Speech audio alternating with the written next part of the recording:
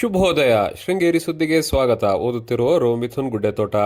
ಶ್ರೀ ವಿಶ್ವಾವಸುನಾಮ ಸಂವತ್ಸರ ದಕ್ಷಿಣಾಯನ ವರ್ಷ ಋತು ಶ್ರಾವಣ ಮಾಸ ಕೃಷ್ಣ ಪಕ್ಷ ಅಷ್ಟಮಿ ಭರಣಿ ನಕ್ಷತ್ರ ದಿನಾಂಕ 16/8/2025 ಶನಿವಾರ.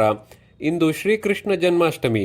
ಮುಖ್ಯಾಂಶಗಳು: ತಾಲೂಕಿನಾದ್ಯಂತ ಸ್ವಾತಂತ್ರ್ಯೋತ್ಸವ ಮತ್ತೆ ಬಿರುಸಾದ ಮಳೆ. ಸುದ್ದಿಯ ವಿವರ: ದೇಶದ ಪ್ರಗತಿ ಮತ್ತು ಅಭಿವೃದ್ಧಿಯ ಕುರಿತು ನಾವು ನಿರಂತರವಾಗಿ ಯೋಚಿಸಬೇಕು.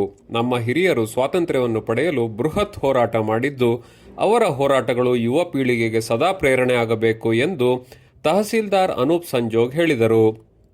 ರಾಷ್ಟ್ರೀಯ ಹಬ್ಬಗಳ ಆಚರಣಾ ಸಮಿತಿ ಶುಕ್ರವಾರ ಪಟ್ಟಣ ಪಂಚಾಯಿತಿ ಕಚೇರಿ ಮುಂಭಾಗದಲ್ಲಿ ಆಯೋಜಿಸಿದ 79ನೇ ಸ್ವಾತಂತ್ರ್ಯೋತ್ಸವದ ದಿನಾಚರಣೆ ಸಮಾರಂಭದಲ್ಲಿ ರಾಷ್ಟ್ರಧ್ವಜಾರೋಹಣ ನೆರವೇರಿಸಿ ಮಾತನಾಡಿದರು. ಸಭಾ ಕಾರ್ಯಕ್ರಮದಲ್ಲಿ ತಾಲೂಕಿನ ರೈತರಾದ ಮಾವಿನಕಾಡ್ ಬಾಲಕೃಷ್ಣ, ಕೃಷ್ಣಮೂರ್ತಿ, ಜಿ ಅನಂತಯ್ಯ, ಸುಮಿತ್ರಾ, ಸುಬ್ರಾಯ ಹೆಗ್ಡೆ, ಕೆಬಿ ಮಂಜಪ್ಪ ಇವರನ್ನು ಗೌರವಿಸಲಾಯಿತು. ಕಾಂಗ್ರೆಸ್ ಭವನ: ಬ್ಲಾಕ್ ಕಾಂಗ್ರೆಸ್ ಅಧ್ಯಕ್ಷ ಕೆಎಂ ರಮೇಶ್ ಭಟ್ ಧ್ವಜಾರೋಹಣ ಮಾಡಿದರು.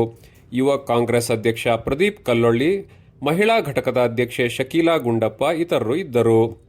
ಎಸ್ಎಸ್ಎಲ್ಸಿ ಮತ್ತು ದ್ವಿತೀಯ ಪಿಯುಸಿಯ ಪ್ರತಿಭಾನ್ವಿತ ವಿದ್ಯಾರ್ಥಿಗಳನ್ನು ಪುರಸ್ಕರಿಸಲಾಯಿತು. ಸರ್ಕಾರಿ ಪದವಿ ಪೂರ್ವ ಕಾಲೇಜು ಪ್ರಾಂಶುಪಾಲ ಅರುಣ್ ಕುಮಾರ್ ಧ್ವಜಾರೋಹಣ ಮಾಡಿದರು. ಅಭಿವೃದ್ಧಿ ಸಮಿತಿ ಕಾರ್ಯಾಧ್ಯಕ್ಷ ಉಮೇಶ್ ಪುದ್ವಾಳ್, ಸದಸ್ಯ ಕೆಎಲ್ ಗೋಪಾಲಕೃಷ್ಣ, ಉಪನ್ಯಾಸಕರಾದ ಮಹೇಶ್ ಕಾಕತ್ಕರ್, ಶ್ರೀಮಂದರ ಇದ್ದರು. ಕೆಪಿಎಸ್ ಶಾಲೆ ಬೇಗಾರ್ ಸಮಿತಿ ಕಾರ್ಯಾಧ್ಯಕ್ಷ ಎಚ್ಆರ್ ಸತ್ಯನಾರಾಯಣ್ ಧ್ವಜಾರೋಹಣ ಮಾಡಿದರು. ಬೇಗಾರ್ ಗ್ರಾಮ ಪಂಚಾಯಿತಿ ಉಪಾಧ್ಯಕ್ಷ ಲಕ್ಷ್ಮೀಶ, ಶಿವಾನಂದ್ ಕಾಮತ್, ವಿನಯ್, ಪ್ರಾಂಶುಪಾಲ ಶಿವರಾಮ್ ಇದ್ದರು. ಉಪನ್ಯಾಸಕಿ ಮನವಿ, ನಿವೃತ್ತ ಶಿಕ್ಷಕ ಸುರೇಶ್, ದಾನಿಗಳಾದ ಶಶಿ ಮತ್ತು ನವೀನ್ರನ್ನು ಸನ್ಮಾನಿಸಲಾಯಿತು.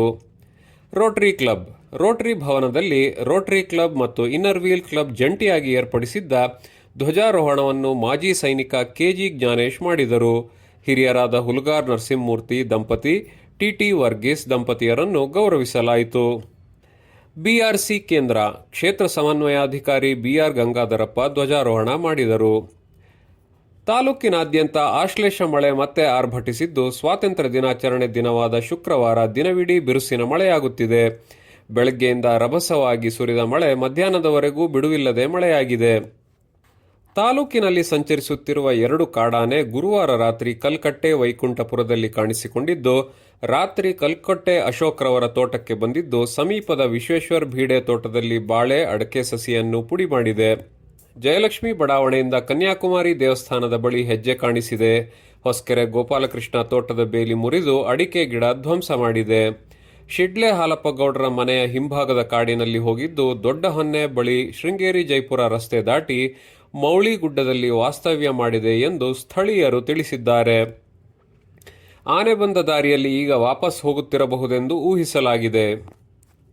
ಜಾಹೀರಾತು: ಪ್ರಜ್ಞಾ ಮೇಕಪ್ ಮತ್ತು ಹೇರ್ ಅಕಾಡೆಮಿ ಆರಂಭಗೊಂಡಿದೆ. ಭಾರತಿ ಬೀದಿ, ಶೃಂಗೇರಿ. ತರಬೇತಿಗಾಗಿ ಸಂಪರ್ಕಿಸಿ 8123612833. ಸುದ್ದಿ ಸಂಪಾದಕ ಕೆಎಲ್ ಗೋಪಾಲಕೃಷ್ಣ, ಸಹಕಾರ ಕೆವಿ ರಮೇಶ್, ತಾಂತ್ರಿಕ ಸಹಕಾರ ಮಿಥುನ್ ಗುಡ್ಡೆತೋಟ ಮತ್ತು ಸೌಮ್ಯ ವಿಜಯಕುಮಾರ್.